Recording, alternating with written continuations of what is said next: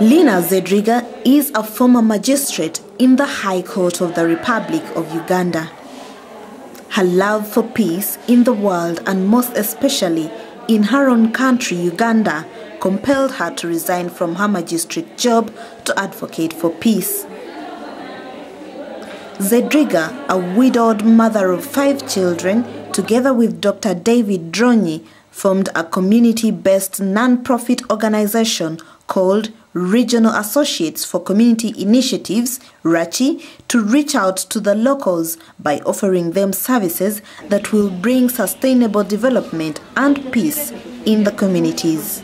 I work as the Director, Women, Peace and Security with the Regional Associates for Community Initiatives, which is a grassroots organization specifically formed to, among others, carry out the creation of a community of practice for inclusivity and especially women's participation. Lina, who has mentored and trained a number of people, especially women, is one of the implementers of the UN's Security Council Resolution of 1325, which was adopted on the 31st of October 2000. I have participated for quite now some time on implementing UN Security Council Resolution 1325 in Uganda, in Kenya, and beyond. This was after a long struggle that armed conflict affects women so disproportionately. And secondly, that women contribute in peace building. But when it comes to real formal peace processes, the women are not there. So there's a gap, and the world over miss out on the vital contribution and vital voices of women for sustainable peace. Even Kofi Annan, the Secretary General then, alluded to this fact. So when Security Council, the UN Security Council passed that resolution 1325, it recognized this disproportionate effect of of armed conflict on women. It did acknowledge the contributions of women in peace processes. It therefore made very progressive strides. It's a landmark resolution under 4 pillars. The first pillar is of the full participation of women and the inclusion of women's contribution in formal peace processes and post-conflict reconstruction. The second is on prevention of armed conflict. And then the third one is on the protection of women and girls because of the unique way in which the conflict affects them.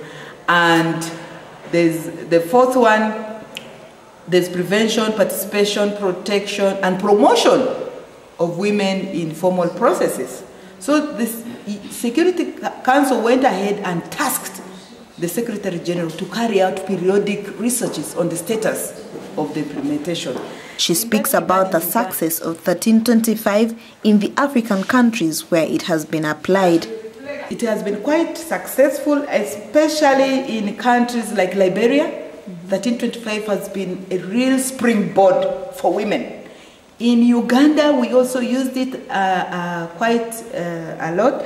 Among other things, what would make the implementation of 1325 really, really vivid would be the implementation of the National Action Plan. Because thereunder, in the resolution itself, there is a call on state parties to come up with national action plans. Uganda has a national action plan.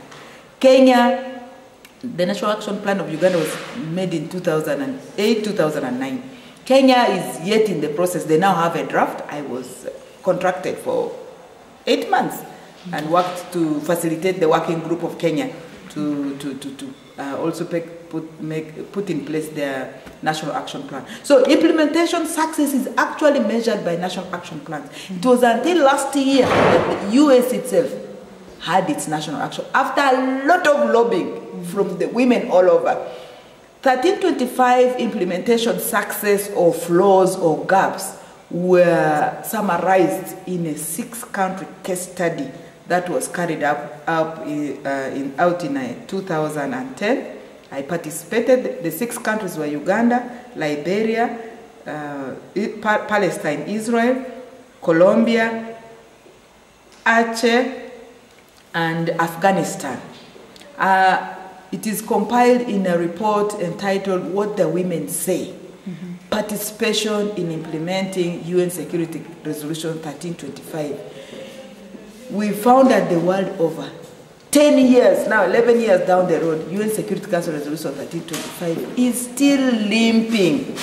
And very few countries actually have their national action plan. However, 1325 has had its limitations. Is knowledge. People, very, very critical people, some parliamentarians, by the way, even don't know about UN Resolution 1325. In the context of Uganda, it was brought when parliamentarians from northern Uganda were, there was a workshop for them, and specifically on 1325, and I was then project manager of CARE, and specifically implementing UN Resolution 1325. And that's how then through UOPA, that's how 1325. Many lawyers don't even know about UN resolutions. The women themselves do not know about it. The ministry doesn't have the capacity to do massive sensitization. Media, which is very critical, actually is not even in the national high-level technical working group. So how can 1325 leave the boardrooms of the ministry if the critical stakeholders are not involved? Indeed, 1325 has not been well popularized since most people I talked to had no clue about it. Okay, so Rehema, what do you know about the 1325 Security Council resolution for UN? I actually don't know anything about it, but I would wish to know. I would really want to know the root causes of conflict and how women can come in to solve conflict in their respective areas.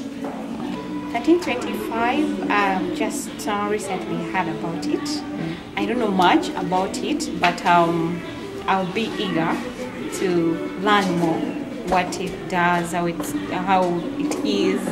Ideally, I don't know any information about it, but since you have posed it to me, I would like to know more about it, given the opportunity, maybe the sensitization, because I really have the urge of knowing it. I have a ball. You have a ball. I have a ball. You have a ball. I put it here. I put it here. I pepeta. I pepeta. I pepeta. I pepeta. I pepeta.